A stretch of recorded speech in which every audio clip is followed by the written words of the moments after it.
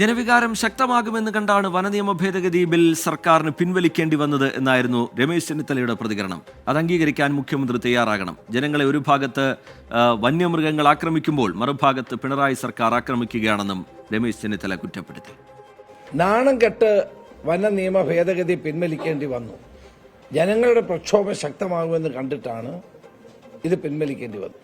അപ്പോൾ ജനവികാരം ശക്തമാണ് എന്ന് മനസ്സിലാക്കിക്കൊണ്ട് നാണം കെട്ട് ഇത് പിൻവലിക്കേണ്ട ഗതികേടാണ് കേരളത്തിലെ മുഖ്യമന്ത്രിക്ക് ഉണ്ടായിട്ടുള്ളത്. മുന്നോട്ട് വെച്ച കാല് പിന്നോട്ട് വലിക്കുന്നു. അപ്പൊ ജനങ്ങളുടെ സമ്മർദ്ദമാണ് ഇതിന്റെ പ്രധാനപ്പെട്ട കാരണം. ഒരു ഭാഗത്ത് വന്യജീവികൾ ആക്രമിക്കുമ്പോൾ മറുഭാഗത്ത് പിണറായി വിജയൻ ഗവൺമെന്റ് ആക്രമിക്കുകയാണ്.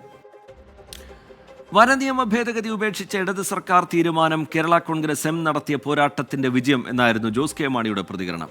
തങ്ങളുടെ ആവശ്യം അംഗീകരിച്ച LDF നേതൃത്വത്തിനും മുഖ്യമന്ത്രി പിണറായി വിജയനും നന്ദി പറയുന്നുവെന്നും ജോസ് കെ മാണി പ്രതികരിച്ചു.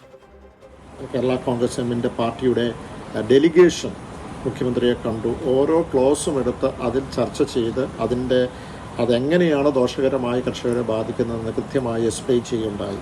അന്ന് തന്നെ മുഖ്യമന്ത്രി പറഞ്ഞു ഇതുമായി ബന്ധപ്പെട്ട് വളരെ ഗൗരവമായി ഇത് പരിശോധിക്കും എന്ന്. അത് മാത്രമല്ല ഇങ്ങനെയുള്ള വിഷയങ്ങൾ തീർച്ചയായും കർഷക വിരുദ്ധ നിയമങ്ങൾ കൊണ്ടില്ല എന്ന് പറഞ്ഞു. ഇപ്പോൾ മുഖ്യമന്ത്രി തന്നെ വാർത്താ സമ്മേളനത്തിൽ സംസാരിക്കുകയുണ്ടായി. ഈ ഭേദഗതി നിയമം കൊണ്ടുവരില്ല. തീർച്ചയായും അതിൽ വലിയ സന്തോഷമുണ്ട്. കർഷകർക്കെതിരായിട്ടുള്ള ഇങ്ങനെയുള്ള നിയമങ്ങൾ അത് ഉപേക്ഷിച്ചതിൽ ഏറ്റവും അധികം സന്തോഷം.